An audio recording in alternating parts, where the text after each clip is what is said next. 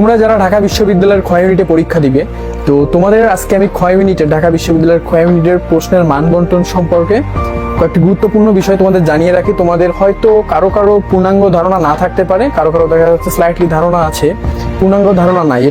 তোমার pass mark ইত্যাদি বিষয়গুলো অত্যন্ত গুরুত্বপূর্ণ বিষয়। তুমি কত পাইলে পাস করবে। ঢাকা বিশ্ববিদ্যালয়ে জেনারেলি চান্স পাওয়া সহজ, কিন্তু পাস করছে তোমার পাস করার ক্ষেত্রে কয়েকটা গুরুত্বপূর্ণ জিনিস যদি তুমি খেয়াল না করো, তুমি যদি না জানো যে তোমার ঢাকা বিশ্ববিদ্যালয় ক্ষয় ইউনিটে পাস করার প্রসিডিউরটা, ঠিক আছে, তাহলে তুমি কিন্তু একটা বিপদে পড়ে যাবা। তোমার এই বিষয়টা তোমার কিন্তু খুবই গুরুত্বপূর্ণ জানা। তো আমি আজকে বেসিক্যালি ঢাকা বিশ্ববিদ্যালয়ের ক্ষয় ইউনিটের গুরুত্বপূর্ণ বিষয় সম্পর্কে তোমাকে আলোচনা করি। তোমার মান বন্টনটা একটু দেখবো। ঢাকা বিশ্ববিদ্যালয়ের ক্ষয় ইউনিটের মান বন্টন। ঢাকা বিশ্ববিদ্যালয়ের ক্ষয় ইউনিটে তোমার প্রশ্ন আসে তিনটি বিষয় থেকে। কয়টি বিষয়? তিনটি বিষয় থেকে কিন্তু তোমার ঢাকা বিশ্ববিদ্যালয়ের ক্ষয় ইউনিটে প্রশ্ন আসে। বাংলা, ইংরেজি ও সাধারণ জ্ঞান। ঢাকা বিশ্ববিদ্যালয়ের ক্ষয় ইউনিটে তাহলে প্রশ্ন আসে বাংলা, ইংরেজি ও সাধারণ জ্ঞান থেকে, এবং এখানে কিন্তু টোটাল 100 মার্কসের পরীক্ষা হয় এবং 20 মার্ক থাকে এসএসসি এবং এইচএসসি জিপিএ থেকে। আমি কিন্তু ডিটেইলসে বলে দিচ্ছি, ঠিক আছে? তাহলে তিনটা বিষয় থেকে প্রশ্ন হয়, বাংলা, ইংরেজি আর সাধারণ জ্ঞান। এবং এখানে কিন্তু বেসিক্যালি তোমার যে দেখা যাচ্ছে তোমার মাত্র তোমার তিনটা বিষয় থেকে প্রশ্ন আসবে, আর টোটাল 100 মার্কসের পরীক্ষা হবে। সাথে তোমার এইচএসসি আর এসএসসি এই দুইটার জিপিএ 20 মার্ক ধরা হবে, ঠিক আছে? আর এরপরে দেখবো আমরা যে ঢাকা বিশ্ববিদ্যালয়ে 100 মার্কসের পরীক্ষা হয়। এই 100 মার্কসের পরীক্ষার ভিতরে তোমার এমসিকিউতে থাকে কিন্তু 60 মার্ক, ঠিক আছে? আর রিটেনে থাকে 40 মার্কস। এমসিকিউতে থাকে 60 মার্ক, রিটেনে থাকে 40 মার্ক। ভালো করে বুঝো। এক্ষেত্রে বাংলায় এমসিকিউতে 15টা এমসিকিউ থাকে 15 নম্বর, ইংরেজিতে 15টা এমসিকিউ থাকে 15 নম্বর, সাধারণ জ্ঞানে 15টা এমসিকিউ থাকে 15 নম্বর। আর রিটেনের ক্ষেত্রে বাংলায় তোমার 20 মার্কের রিটেন থাকে এবং ইংরেজিতে সেম কিন্তু 20 মার্কের রিটেন থাকে, ঠিক আছে? তাহলে তোমার দেখা যাচ্ছে যে তোমার রিটেনের ক্ষেত্রে তোমার বাংলায় 20 মার্কের রিটেন আর ইংলিশে 20 মার্কের রিটেন। এমসিকিউর ক্ষেত্রে বাংলায় 15 মার্কের এমসিকিউ এবং ইংরেজিতে ঠিক সেম 15 মার্কের এমসিকিউ।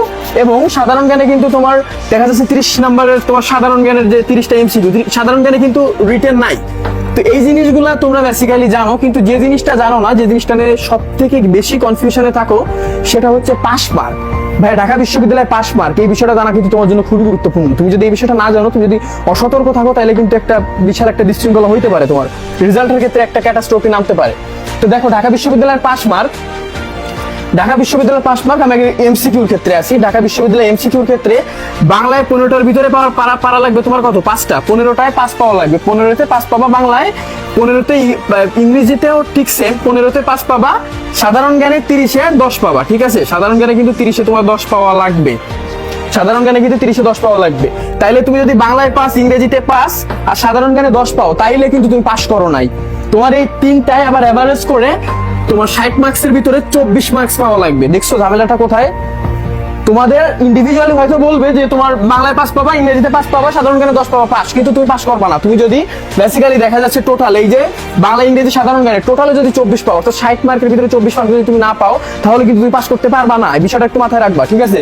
আর ঠিক সেম কিন্তু রিটেনের ভিতরে, ঠিক আছে? রিটেনে যদি দেখি, রিটেনে কিন্তু তোমার বাংলায় 20 মার্কের ভিতরে পাস পাওয়া লাগবে, ইংরেজিতে 20 মার্কের ভিতরে পাস পাওয়া লাগবে, তাও কিন্তু তুমি রিটেনে পাস করবে না। এক্ষেত্রে আবার একটা শর্ত আছে, রিটেনে তোমার বাংলা পাস আর ইংরেজিতে পাস পাইলেও পাস করবে না, যদি না তুমি এই দুইটাই মিলাই 11 পাও, ঠিক আছে? তোমার আবার এই রিটেনেও কিন্তু যে দুইটাই মিলে 11 পাওয়া লাগবে। ইন্ডিভিজুয়ালি আলাদা আলাদা পাস পাই কিন্তু তুমি পাস করতে পারবে না, ঠিক আছে? এরপরে আরেকটা ঝামেলা আছে যে এই জায়গায় রিটেনে দেখছো এমসিকিউতে কত? 24, রিটেনে 11, পাস মার্ক দেওয়া। এই দুইটা যদি যোগ করি কত হয়? 35 হয় না? কিন্তু এই 35 পাইলেও তুমি পাস করবা না।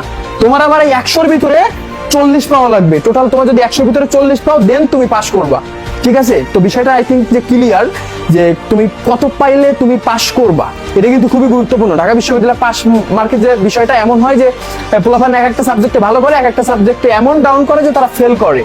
এক্ষেত্রে কিন্তু তোমার চান্স পাওয়ার কোনো সম্ভাবনা নাই। এক সাবজেক্টে ভালো করে তুমি ঢাকা বিশ্ববিদ্যালয়ে চান্স পাওয়া, যে আশাটা করতেছো, এটা কিন্তু অমূলক একটা বিষয়, বুঝছো?